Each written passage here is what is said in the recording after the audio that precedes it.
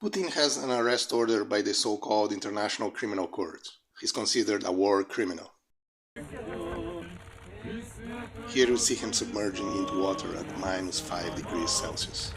I'd like to see Biden try that. Some say that it was Putin himself who was piloting the fighter jet that brought down the US drone.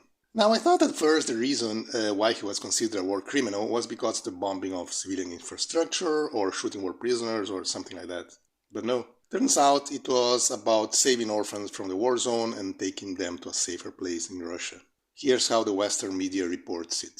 How Moscow grabs Ukrainian kids and makes them Russians. Seriously. As if they didn't speak Russian before. Also indicted by the ICC was Maria Lvova-Belova, the Commissioner for Children's Rights. Look at her, what a monster. She has 5 biological children and 18 adopted children, including a 15-year-old from Mariupol. The Western media even found a new nickname for her, Bloody Mary. We see her here torturing children.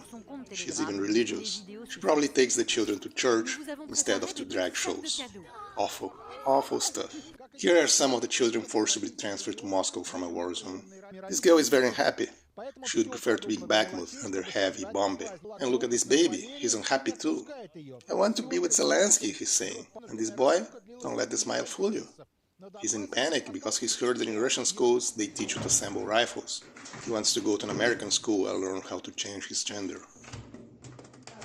Anyway, the whole thing has become so ridiculous that it becomes almost impossible to take anything they say seriously. But what I find amazing is that a lot of people still believe what they hear in the media. And I don't really know what to do about that. I mean, if people believe such ridiculous stories, what are they going to believe next? Dementi, your demented plan will not work.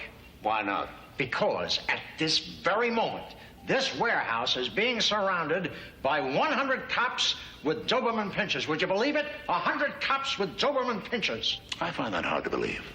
Would you believe 10 security guards and a bloodhound? I don't think so. How about a Boy Scout with rabies? Mr. Smart.